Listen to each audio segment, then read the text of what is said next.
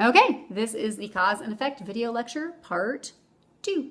All right, so outline. You're probably going to need to do some research for these essays. Please look up how to properly research, how to properly cite your research using the Purdue OWL site.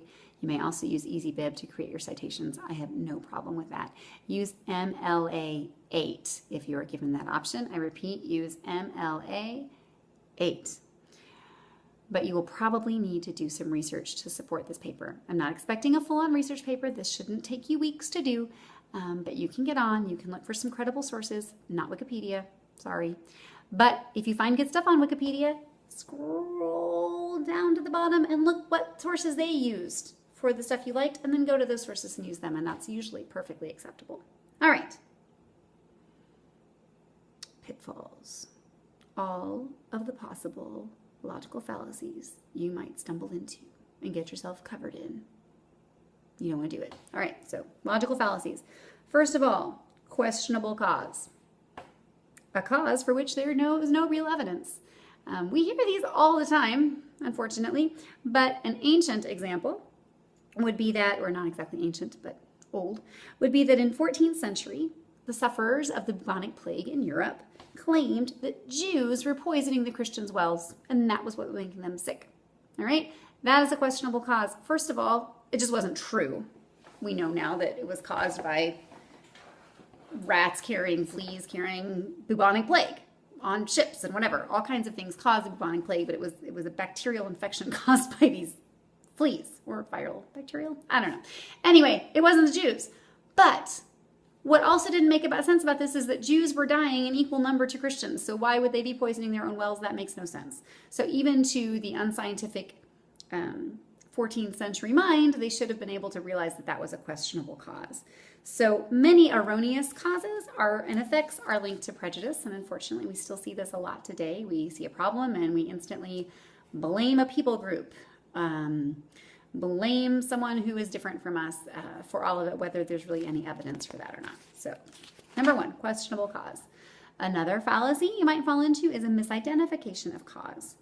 In causal situations, we aren't always sure which is the cause and which is the effect. Kind of the chicken and egg thing, which came first. So, if I am experiencing sleeplessness and I am experiencing anxiety, which caused which? Which is the cause and which is the effect?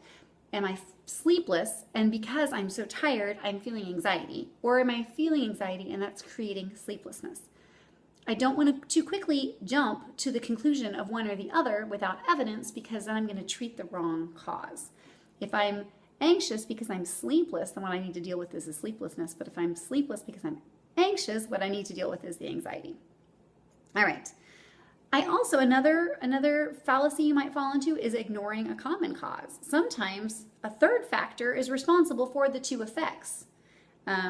What if I am on a new medication and it's causing both sleeplessness and anxiety, or just I'm drinking too much coffee and that's causing my sleeplessness and anxiety? Then my attempts to deal with the sleeplessness or the anxiety are all going to be futile because I'm not dealing with the common cause of both. A big fancy Latin fallacy you might fall into is the post hoc ergo propter hoc fallacy, sometimes just called the post hoc fallacy. Literally means after this, therefore because of this. Just because something happens first and something happens after doesn't mean thing 1 caused thing 2, right? If I wash my car and then it rains, it doesn't mean that me washing my car caused the rain, right? We don't want to, that is a fallacy when I assume that just because something happens first and something happens second, that one caused the other. And so be sure as you're making claims that you don't just say, well, suddenly teenagers started getting all kinds of phones and now they're committing suicide in higher numbers.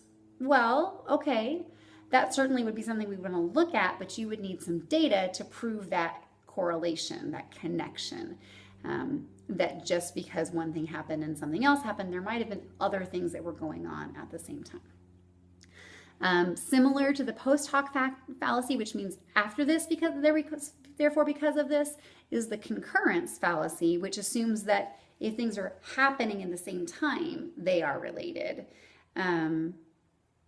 So here would be a concurrence fallacy. All the teenagers who like alternative music display little enthusiasm for school and have dirty feet and pierced noses. Therefore, alternative rock leads to dirty feet, pierced noses, and a lack of enthusiasm for school.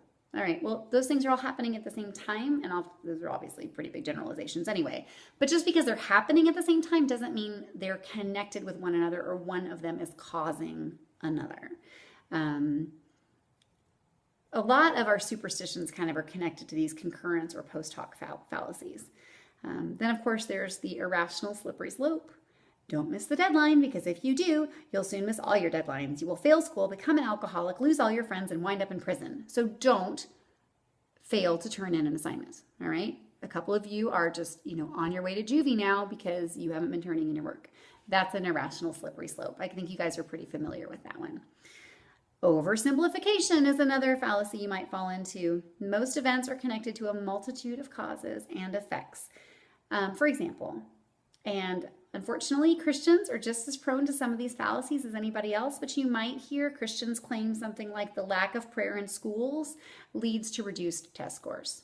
We used to pray in schools, we don't anymore, and now test scores are lower. Are those two things for sure connected? Maybe, but there may be some other causes going on that we can take a look at. It ignores the fact that at the same time prayer decreased in schools, maybe parental involvement also decreased. Maybe there's more availability of TV and media, and so students are studying less and distracted more. Now, you might be able to establish that all of those things are related to some sort of kind of decline of standards, but you want to be really careful to make some kind of claim that we took prayer out of schools and now the test scores are lower and those things are connected. The hard thing about all this cause and effect stuff really is that in our daily lives, we frequently make these kinds of fallacies because they feel intuitive. We're like, well, kids aren't praying in school anymore and they should be. And yes, maybe they should be. That would be great. I don't know. They should pray. Prayer is good.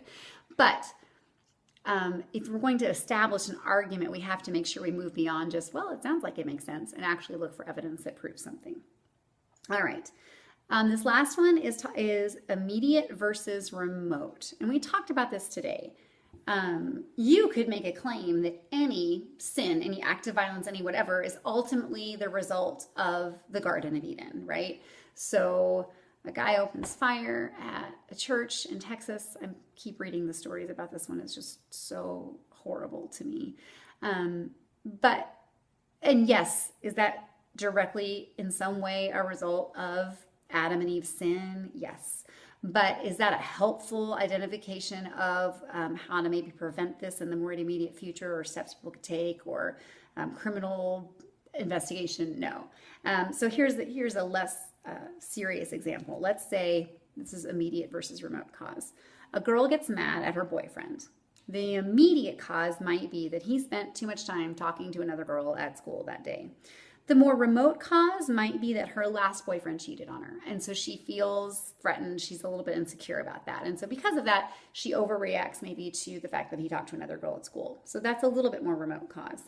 An even more remote cause might be that her dad cheated on her mom, and so she's seen that pattern of behavior in people before. She has trouble trusting men, and so she's feeling even more threatened by this.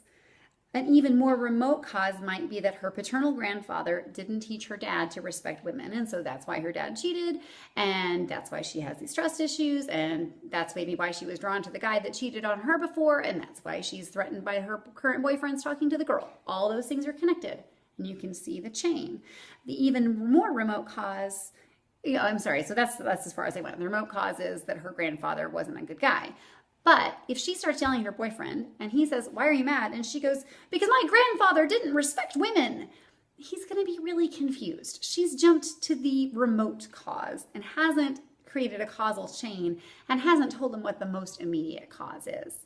So while it's good to recognize that immediate causes are usually preceded by other causes, and you can go back and examine some of those to the extent to which the parameters of your paper will allow you, you have to make the connection. You can't just say, teens feel isolated because bubonic plague, right? I don't know. You could probably make a link there, but you'd have to really be clear. It's bubonic plague day, evidently, in my mind. So that's all I have to say about that, as Forrest Gump would say. I'm going to change some things around on Moodle as far as your assignments go for this week. I'm going to do that right now and upload these videos. So please let me know if you have any questions, and begin work on this cause and effect stuff and refine those definition papers. Then maybe you're going to take a little bit of work, but you guys can totally do it. Let me know if you have questions. Please do remember, though, I'm really not probably going to have much availability to answer a lot of questions during Missions Week because I'm going to be in Florida. So I love you all. You're awesome. Bye.